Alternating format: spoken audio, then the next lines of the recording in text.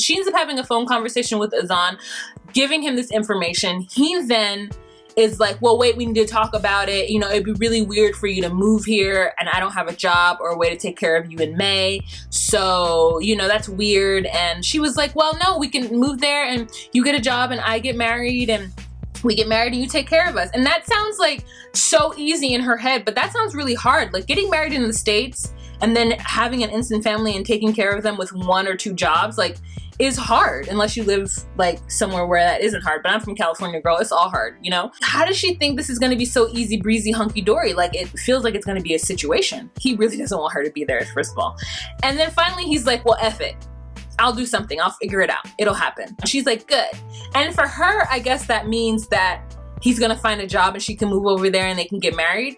But like for me, that meant like he's gonna figure it out and get a job so that she doesn't have to continue to pay for him and then he can move on. Like that's what I read. I didn't read that he was like, yes, come over here and we'll get married.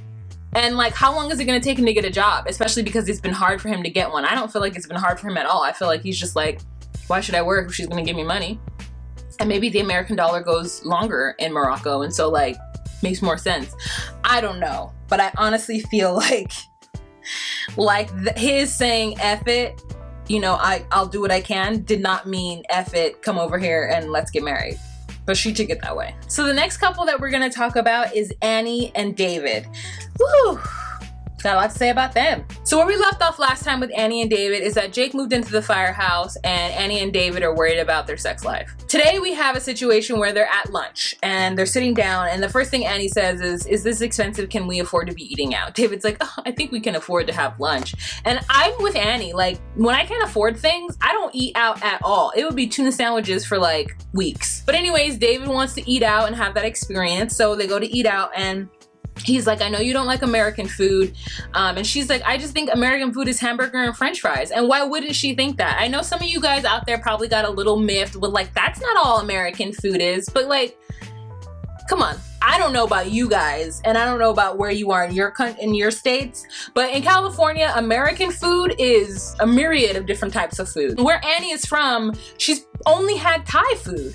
Like, I know that there must be more options to Thai food than the restaurants serve us here in the US, but it's a very specific type of food with a very specific like range of flavors. And he asks her if she likes it and she's just like, it's okay, you know, like what is she supposed to be like? This is delicious. She's not used to eating different types of foods. He then says, oh, do you think you'd be able to make this if we were to get fresh avocados? And she's like, I'm not gonna make this. I'm not gonna figure out how to make this. Like, I don't really like this. I'm only eating it because I'm hungry. Like if somebody were to take me to a Thai restaurant and they were to serve me some kind of Thai like appetizer and then ask me if I could make it, I would be like, no. I'm not gonna figure out how to make this. So then they start to talk about the phone conversation she had with her mother. And David mentions that it hurts his feelings that she has to tell her mother negative things because it puts more pressure on him to figure out his situation. I almost said ish. She's just like, I'm gonna be honest, you owe my parents $15,000 and all they want is what you promised them, nothing more. And a lot of people were making comments about the fact that he bought her technically, but it was explained in the comments down below, and thank you so much, Kathy, for explaining it, is that in Thai culture, the women work, right? So if she was working, sending money back to her family, when she goes with her husband, she's not going to be able to do that. So the absence of that money is what the dowry is. Here's this amount of money. I'm gonna take your daughter, and then this is the money that you can use in her stead. And like, that makes absolute sense to me. The mother was also asking when they're gonna go back to Thailand and have the wedding in Thailand, because just remember, they didn't have a wedding, they only had the engagement. It's a lot that goes on in getting married to a Thai girl, especially from a foreigner who they think, even though he's saying he doesn't have any money, they think has a lot of money. So David got himself caught up in that lie, or that deception. David is like, saying he's gonna get a job, he's skilled. The problem is that he's been gone for 4 years and like being able to jump back into the same industry that he was in is a little hard. He says to her, and I think it's only because her English isn't the best, he says to her that he has gotten some calls from people saying that they want to meet with him but they don't have anything right now. Like, I'm just like, David, you just made it seem like that was positive. Like, it wasn't. So Annie's just sitting there looking at him and she's just like, look, I have to continuously remind him that he's gonna have to get a job. I don't want him to forget or get lackadaisical for 1 second. I want him to know I already told my mom that he needs to get a job and he needs to keep on that grind. And he also is saying that having Jacob there is financially burdensome, but didn't he try to make him pay $200 a month? So I don't understand why having Jacob there is financially burdensome when it looks like Jacob is old enough to take care of himself and he's not going to be asking dad for money. Like, I mean, unless he is, but he's expected to pay $200 a month. So I don't understand why he keeps blaming the fact that, you know, it's even harder now because Jacob's there. David then goes and has this like meetup with the president of the city council, who is also a lawyer in town. His name is David as well. And David is coiffed. You know what I'm saying? David knew he was going to be on television and he dressed to impress. His hair wasn't going nowhere. You know what I'm saying? Though that Botox in the cheekbones, you know what I'm saying? He's got a little work done to that face, David has. As he's like listening to David talk, he's like confused as to why David's there. David's there looking for a job as a consultant. And he's like, well, okay. So he met with him. And then David starts to tell him all that is happening in his life or that has happened in the last 4 years, about his health problems, about him moving to Thailand, about him taking care of a 25-year-old wife. Like, and David is like, yo, I don't need this drama in my life right now, but this is good publicity for me and my brand. So I'm going to be on this show, but he straight up tells him, no, David, this is not the place for you. I'm sorry, I don't have a position for you right now. Like, I can't help you out with anything. I love the fact that David said right away, no, this is not the place for you. David was so sad and let down, and I actually kind of felt bad for him. But like, I don't know what he thought. I think he's just gonna have to go get like a desk job somewhere. I still don't understand why he just didn't go be the manager at the restaurant. Isn't that what Chris said he could? Maybe they had a falling out. I mean, I know he stopped the money flow, but at least he could work for him. I don't get it. Anyway, so later on, the terrible thing happens. Jacob gets shot in the face. It looks like the bullet is still in Jacob's face because he doesn't have the insurance in Louisville. Like he needs to go with his mother in Texas, and he needs to be with his mother, I guess, who's a critical care nurse who can help him out. But like, it's bad and he's in a lot of pain, Jacob. And David's really upset and he's like been crying about it. And it's the first time I've actually seen him like be a parent, or at least act like he's a parent. And Annie is so sweet and sensitive about the whole situation, and she's really supportive of it. And she does a prayer and ties a string around Jacob's hand to pray for him for the whole situation. I think that really endears her to the family. I think Ashley's like, okay, she does care about us and she does care about my brother at least. Even her kids are kind of like happy to see Annie and they hug her, and one of the daughters sits with her. So I thought that whole moment was like really nice. So yeah, David and Ashley are going to get together and they're going to talk more. They haven't really spoken to each other since the wedding. Them to have that conversation, and I want David to just acknowledge and admit that he was wrong. Okay, so let's move on to the next couple. The next couple we have are George and Anfisa. George moves in with Anfisa and she's opening the door to let him in. He's like, can I come in? And she's like, no, I'm just standing here. I'm just standing here with the door open for you not to come in. George is so weird sometimes. Like, I don't understand what's going on. I guess what he's trying to do is keep up the drama and be like an actor in this. And Anfisa is like, come on, we've already practiced the script, get in this apartment. So she's like, do you want me to give you the tour? And she stands in one spot and points around because it's a really small studio apartment. And she's like, yeah, that's that.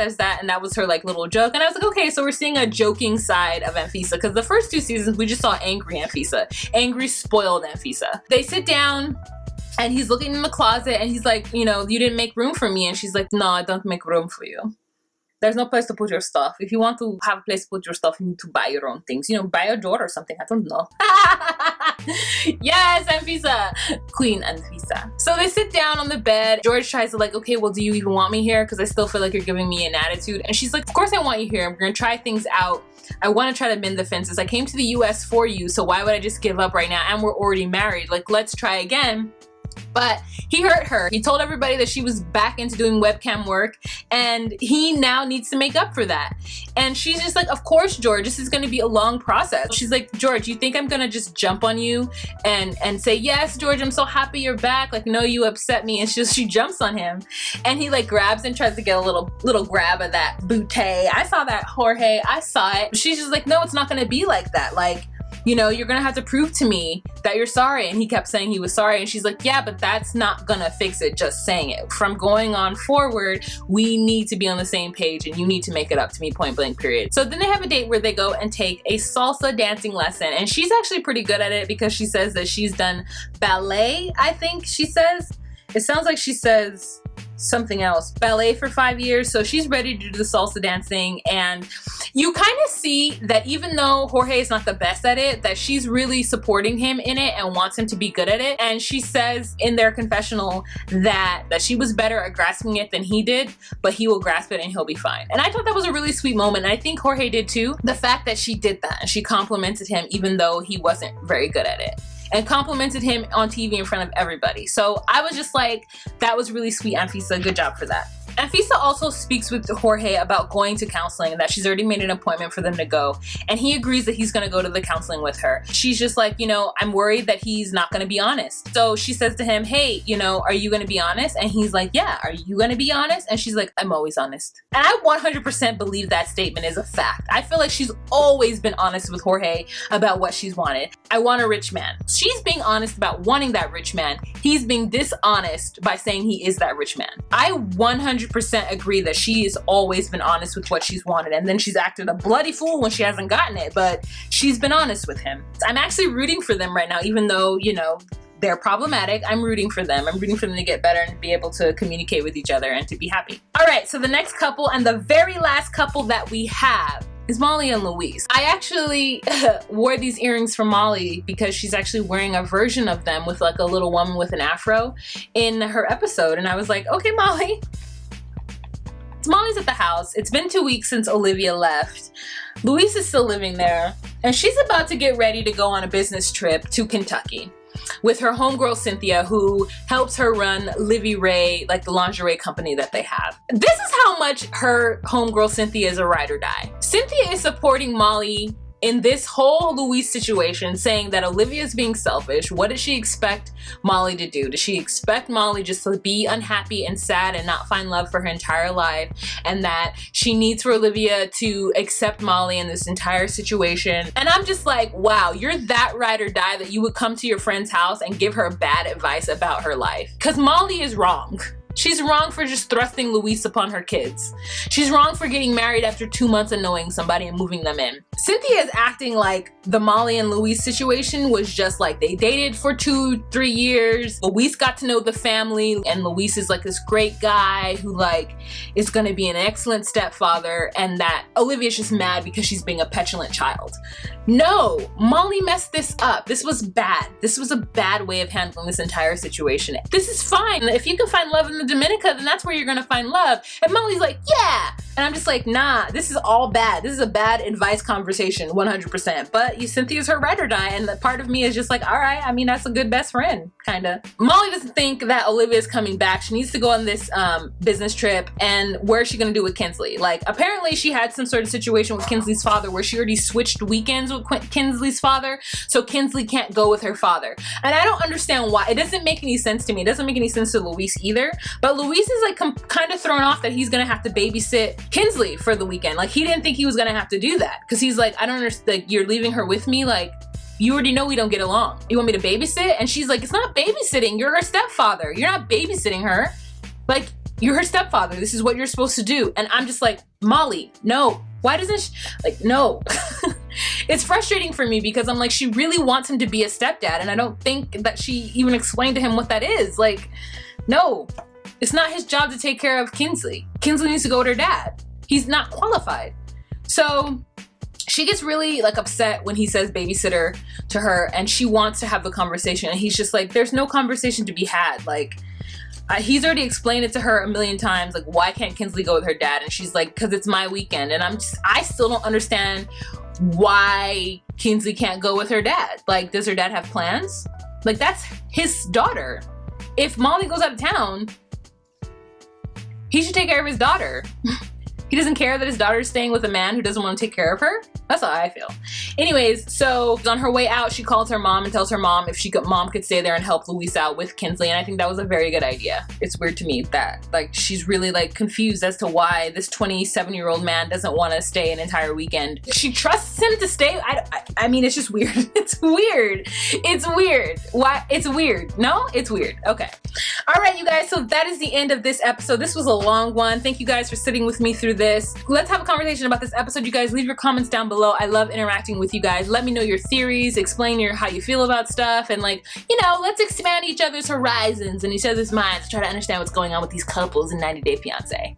All right, you guys, remember to be you, be true, and find your place. Bye.